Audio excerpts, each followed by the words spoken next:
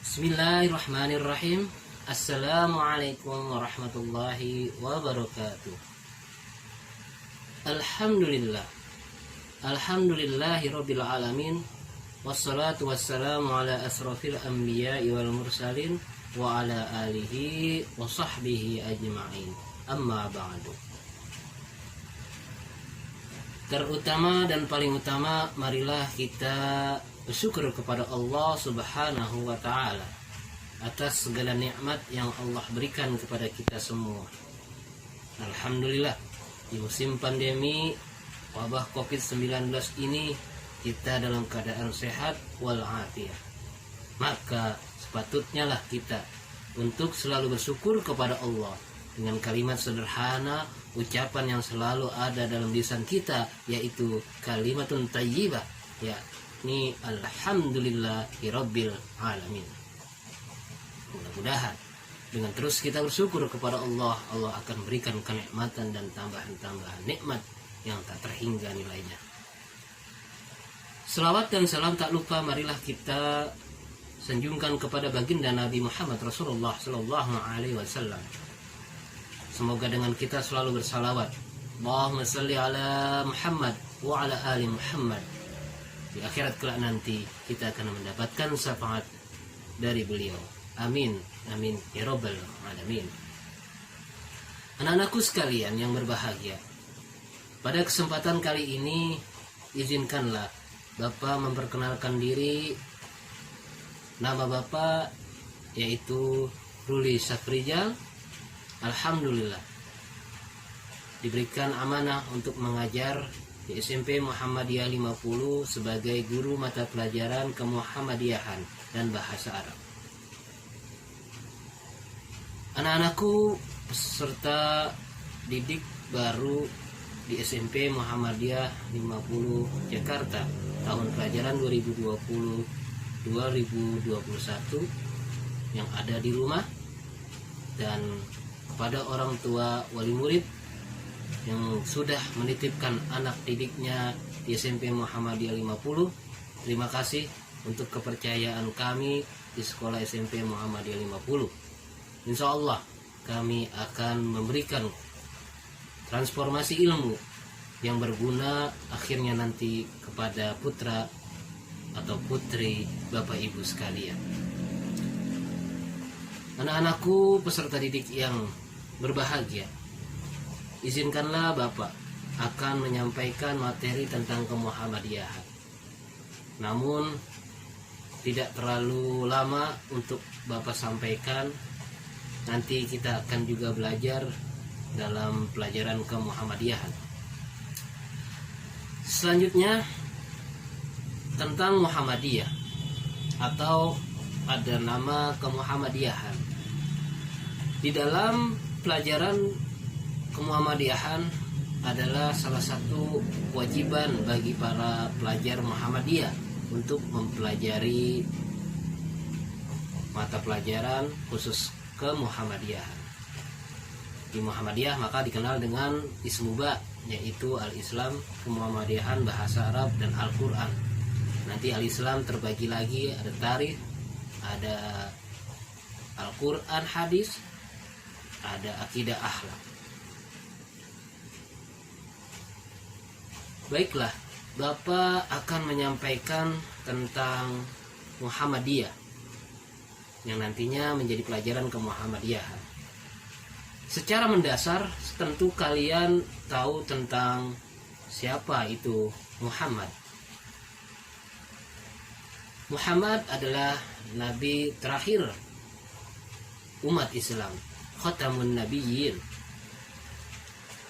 Nama Muhammad akhirnya dipilihlah oleh Persyarikatan Muhammadiyah sebagai rujukan, sebagai tolak ukur yang artinya nanti akan menjadi nama Muhammadiyah.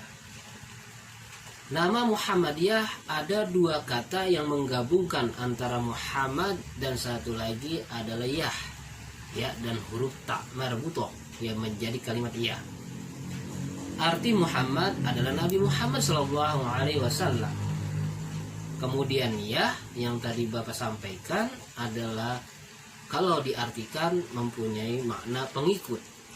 Maka dua kata tersebut, Muhammad dan kemudian Yah, digabungkan menjadi satu, maka jadi Muhammadiyah, dan mempunyai makna adalah pengikut dari Nabi Muhammad Sallallahu Alaihi Wasallam. Itulah Muhammadiyah secara definisi. Lalu secara istilah, apa itu Muhammadiyah? Muhammadiyah secara definisi artinya adalah Muhammadiyah menjalankan segala aturan kehidupan sehari-hari itu dengan cara mengikuti sunnah-sunnah Rasulullah Sallallahu Alaihi Wasallam yang nanti berpedoman kepada Al-Quran dan As-Sunnah atau hadis. Lalu siapa kemudian para tokoh atau pendiri Muhammadiyah? Berawal dari keadaan bangsa ini yang selalu mempercayai tentang hal-hal yaitu tahayul, bid'ah dan khurafat, yang kemudian akhirnya sosok seorang kiai yang berada di Kauman, Yogyakarta, yang bernama Kiai Haji Ahmad Dahlan, yang dulunya pada saat kecil bernama Muhammad Darwish. Lalu seketika beliau belajar menuntut ilmu di Mekah, kembali ke Indonesia untuk membumi hanguskan yang namanya tadi TBC atau tahayul, bid'ah dan khurafat. Kemudian dengan keadaan tersebut, Kiai Ahmad Dahlan melihat ini adalah sosok umat Islam yang jauh dari ajaran Islam yang sebenar-benarnya. Maka akhirnya Kiai Ahmad Dahlan berupaya untuk melakukan hal-hal yang sesuai dengan tuntutan syariat Islam. Dan kemudian Kiai Ahmad Dahlan mengorganisir, mengumpulkan dari para murid yang kemudian belajar sama beliau dan akhirnya mendirikan Persyarikatan Muhammadiyah. Sahabat, Kiai Ahmad Dahlan mengusulkan sebelumnya bahwa nama Muhammadiyah belum ada. Siapakah kemudian yang menyebutkan nama Muhammadiyah atau mengusulkan nama Persyarikatan nama Muhammadiyah tersebut? Beliau adalah tokoh dari Muhammadiyah dan sahabat dekat Rasul, dekat sama dengan Kiai Ahmad Dahlan. Beliau adalah bernama Sangidu, yaitu Muhammad Sangidu. Dalam bukunya yaitu ada Bidarban di tahun 2000 menjelaskan tentang sejarah Muhammadiyah, disebut nama Muhammadiyah itu atas usul dasar yaitu Muhammad Sangidu. Anak-anakku yang berbahagia, tadi sudah Bapak sampaikan bahwa Muhammadiyah adalah pengikut Nabi Muhammad yang kemudian gerakannya mengikuti yaitu sunnah-sunnah Rasulullah SAW dengan bersumber atau berpedoman kepada Al-Quran dan hadis. Gerakannya apa yang kemudian Muhammadiyah pada saat itu lakukan? Yaitu gerakannya adalah gerakan dakwah, amal ma'ruf, nahi munkar.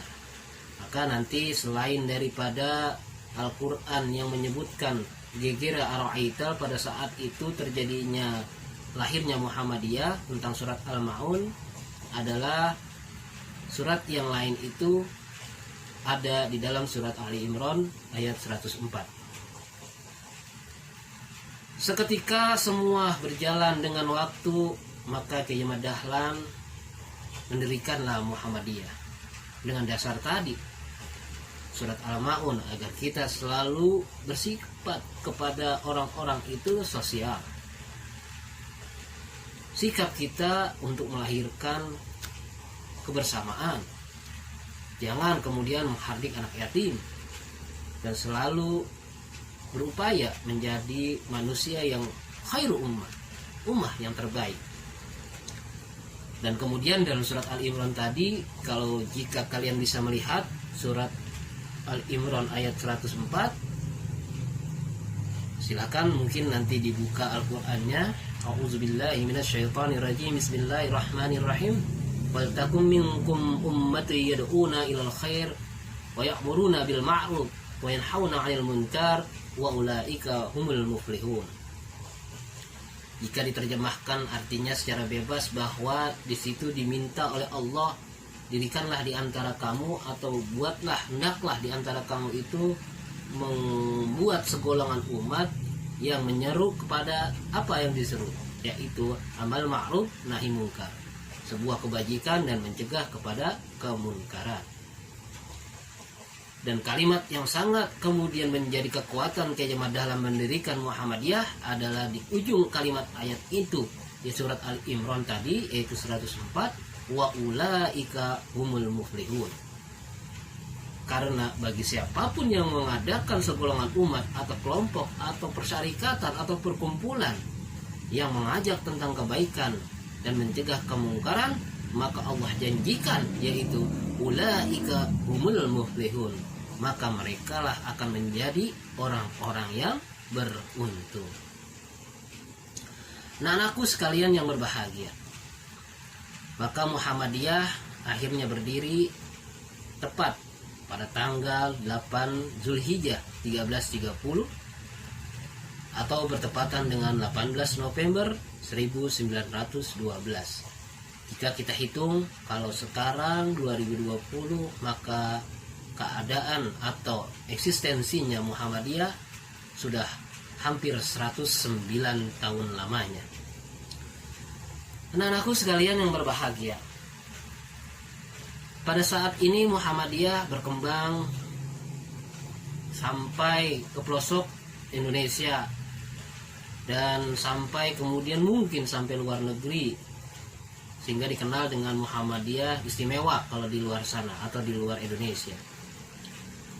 Begitu pesat Muhammadiyah, begitu banyak sekolah-sekolah perguruan tinggi sampai rumah sakit yang dikenal dengan rumah sakit Islam, itulah milik Muhammadiyah.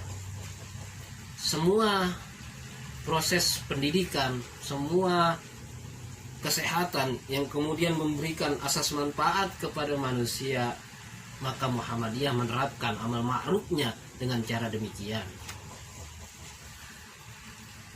Baiklah, anak-anakku yang berbahagia, ketika Muhammadiyah berdiri tentu ada maksud dan tujuannya. Apa maksud dan tujuan Muhammadiyah? Yakni menegakkan dan menjunjung tinggi agama Islam sehingga terwujud masyarakat Islam yang sebenar-benarnya. Kemudian akhirnya Kiai Haji Dahlan mendirikanlah Persyarikatan Muhammadiyah, tepatnya pada tanggal 18 November 1912,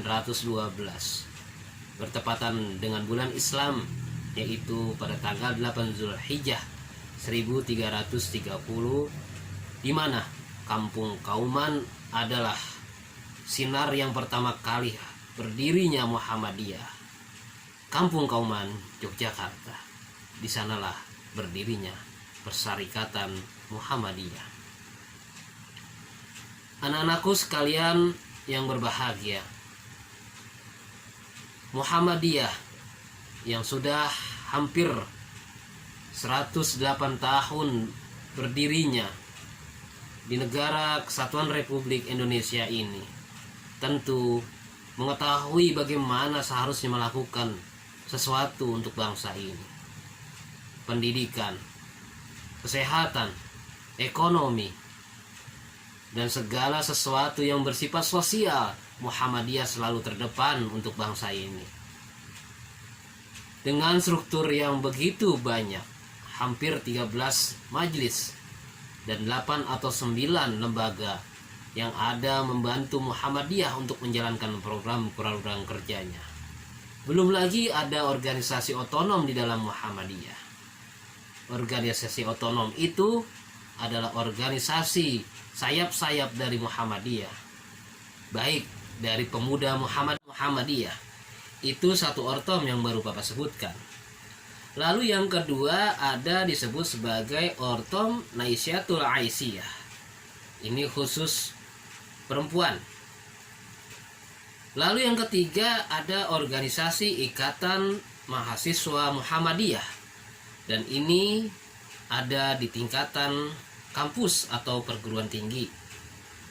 Dan keempat ada organisasi yang disebut sebagai Ikatan Pelajar Muhammadiyah. Seperti kamu yang berada di sekolah-sekolah. 4 ortom ini yang baru saja Bapak sebutkan adalah disebut sebagai Angkatan Muda Muhammadiyah atau disingkat dengan AMM. Ya, jadi ada 4 AMM itu tadi. Ada Pemuda Muhammadiyah, ada Naisyatul Aisyah atau NA, ada 3 yaitu IMM atau Ikatan Mahasiswa Muhammadiyah, dan ada Ikatan Pelajar Muhammadiyah, itu yang disebut sebagai AMM. Ortom yang kelima, atau sebetulnya ini adalah ortom khusus pertama kali berdirinya Muhammadiyah. Lalu ortom khusus ini, apa ortom khusus ini? Adalah ortom yang disebut sebagai ortom Aisyah. Ini khusus. Kenapa dinamakan khusus? Karena khusus untuk ibu-ibu. Dan selanjutnya ortom yang keenam adalah Tapak Suci Putra Muhammadiyah. Ini ortom yang khusus untuk bela diri. Jadi anak-anak atau para pelajar nanti yang mengikuti Tapak Suci silakan ada di sekolah Muhammadiyah. Dan terakhir ada ortom yang ketujuh, yaitu ortom yang bernama Hizbul Waton. Dikenal kalau di sekolah lain itu pramuka. Dulu namanya kepanduan, lalu berubah menjadi pramuka. Yang berawal tadi adalah namanya HW. Maka di Muhammadiyah akhirnya dihidupkan kembali untuk HW, akhirnya menjadi wajib bagi para pelajar Muhammadiyah untuk mengikutinya. Sehingga ini menjadi eskul wajib di sekolah-sekolah di setiap Muhammadiyah. Baiklah anak-anakku sekalian, singkat, nanti mungkin kita akan bertemu di mata pelajaran kemuhammadiyahan. Bisa kalian berdiskusi dan berdialog dengan Bapak untuk mendalami lagi tentang Muhammadiyah. Sebagai pelajar Muhammadiyah atau nanti kalian menjadi IPM, maka jadilah pelajar yang berakhlak mulia, pelajar yang kemudian membanggakan orang tua, pelajar yang punya karakter dengan kepribadian yang baik dan bisa membanggakan orang tua kalian. Berharokahlah, bergeraklah sesuai dengan apa yang kalian punya, apa yang punya dalam potensi kalian, karena setiap manusia punya potensinya masing-masing. Inovatif, kreatif, responsif, lalu lakukanlah kreativitas kamu, terbuka bersama teman-teman. Karena IPM adalah harapan untuk masa depan generasi selanjutnya para pelajar Muhammadiyah untuk Persyarikatan Muhammadiyah. Mohon maaf apabila ada kata-kata yang kurang berkenan dan kurang rapi. Saya mohon dimaafkan yang sebesar-besarnya. Kurang lebih demikian materi yang Bapak bisa sampaikan. Sampai jumpa nanti kita untuk pembelajaran tentang kemuhammadiyahan. Nun wal qalami wa ma yasturun. Fastabiqul khairat. Wassalamualaikum warahmatullahi wabarakatuh.